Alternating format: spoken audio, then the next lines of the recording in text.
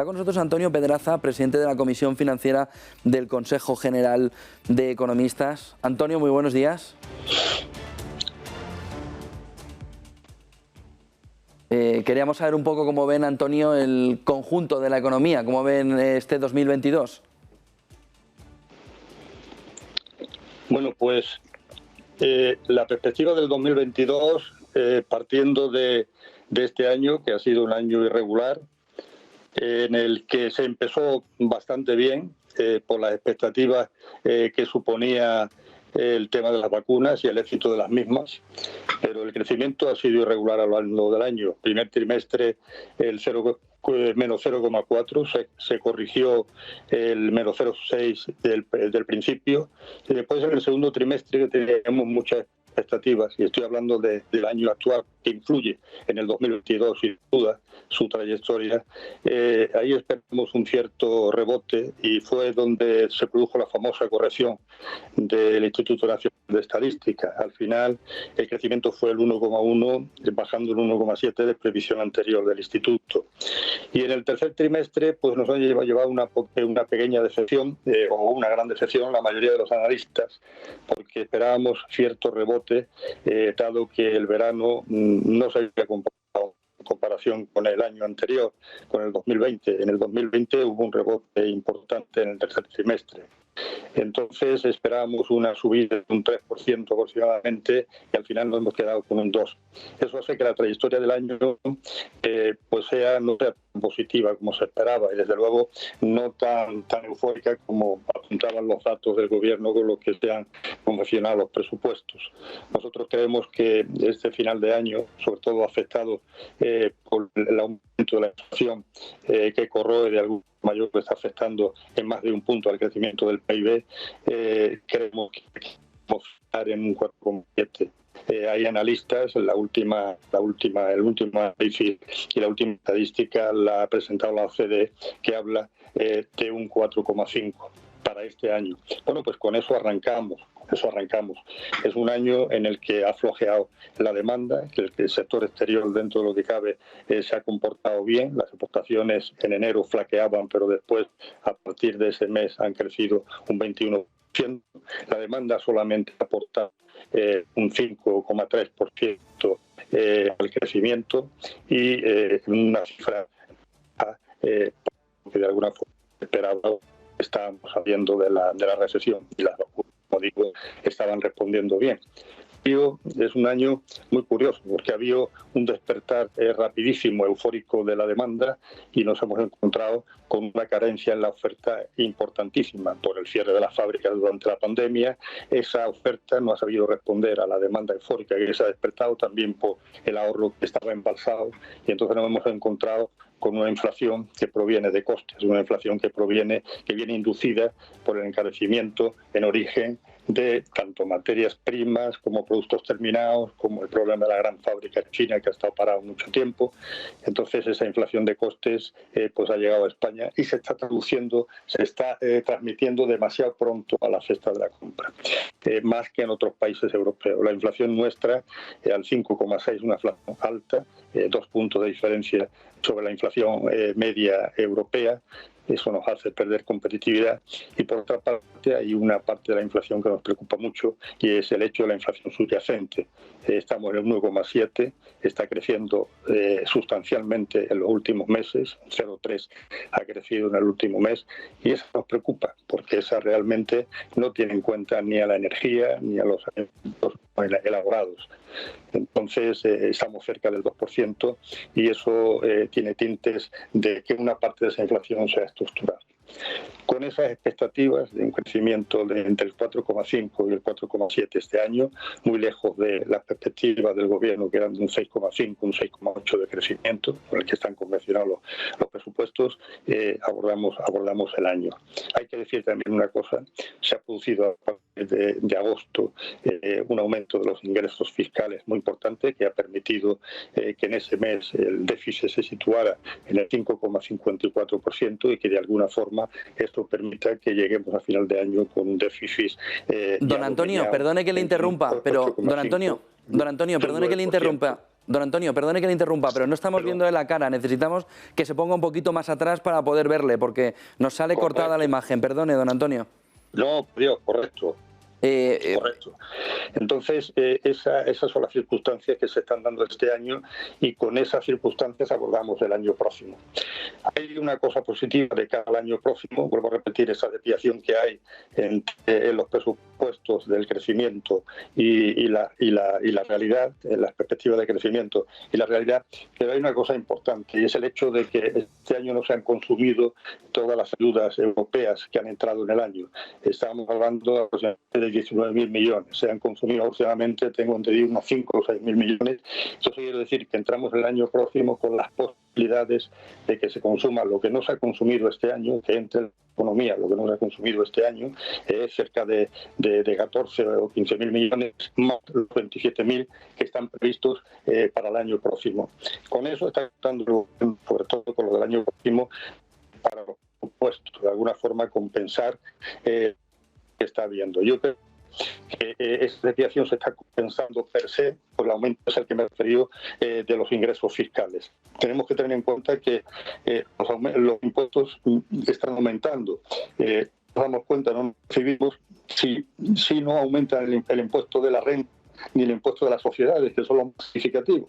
Hay que tener en cuenta de que sí que está aumentando el precio de las materias primas, del gas, de la electricidad, del petróleo, de los combustibles, y al estar aumentando el precio de la carga fiscal que va sobre los mismos, y con eso hablamos de prácticamente todos los productos en el mercado, IVA incluido, eso está haciendo que la imposición suba, los ingresos fiscales estén subiendo. El Estado se puede encontrar de cara al próximo año con el hecho de que, independientemente del crecimiento, la fiscalidad está permitiendo que haya unos ingresos para el sector público importantes. Y en tal sentido se pueda domeñar el déficit el año próximo, el año 2022, que se puede acabar en un 4,6, 4,7%, muy cerca de las expectativas que estamos viendo. El problema de cara al año próximo es precisamente la inflación. La inflación, tenemos la circunstancia influye mucho sobre la demanda. El español en un 60 y tantos % está afectado por la demanda interna, que incluye el consumo. Y si la demanda interna debilita, entonces tenemos problemas de crecimiento.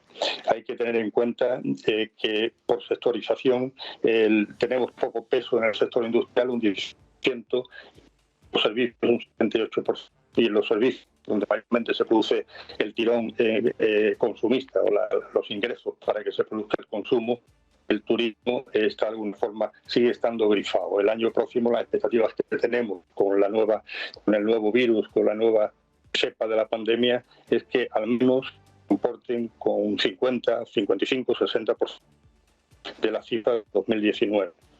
Con él nos conformaríamos, es lo mismo que pensábamos este año, pero no se ha cubierto esa cifra.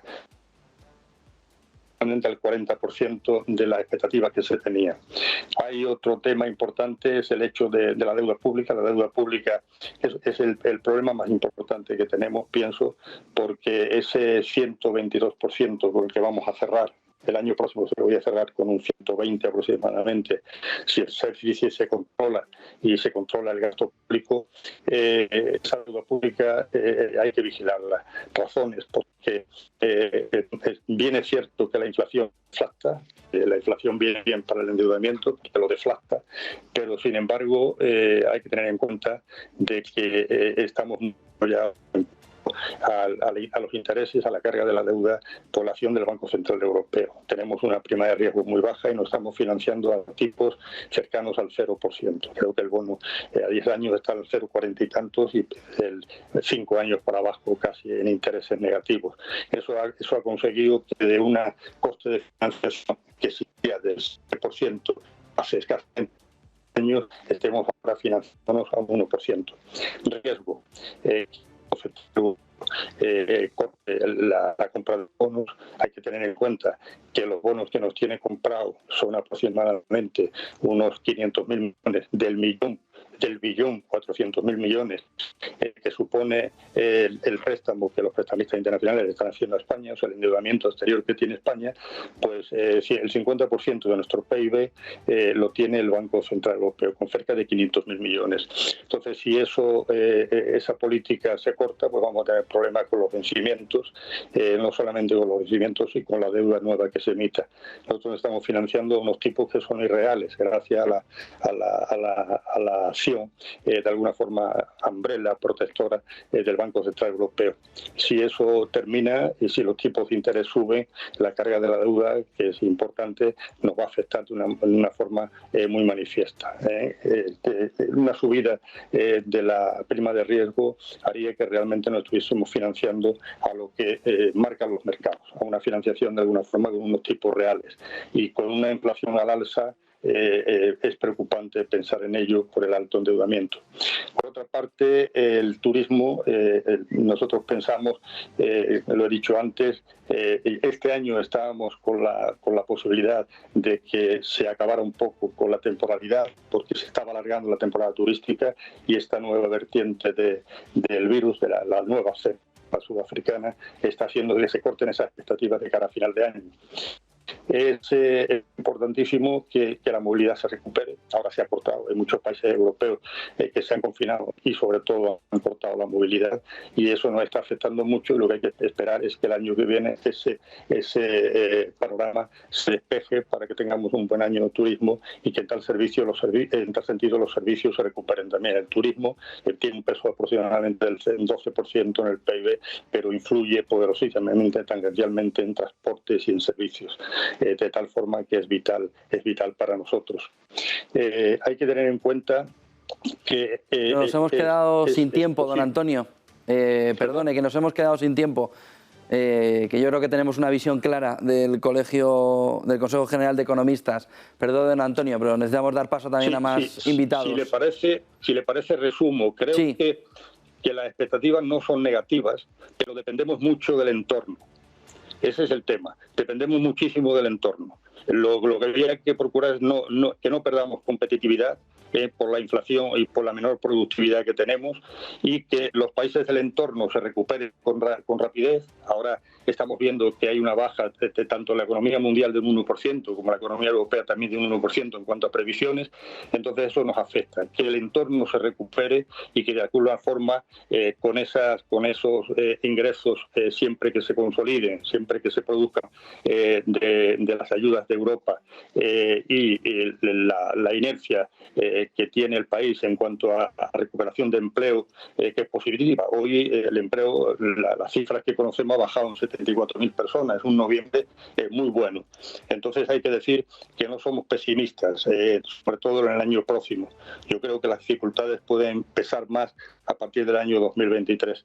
El año próximo, siempre que el entorno se recupere, que nos afecta muchísimo, podemos tener un año con un crecimiento que nosotros estamos clasificando de un 5,6. La OCDE lo baja al 5,5, pero estamos muy parecidos ambos en cuanto a pronóstico.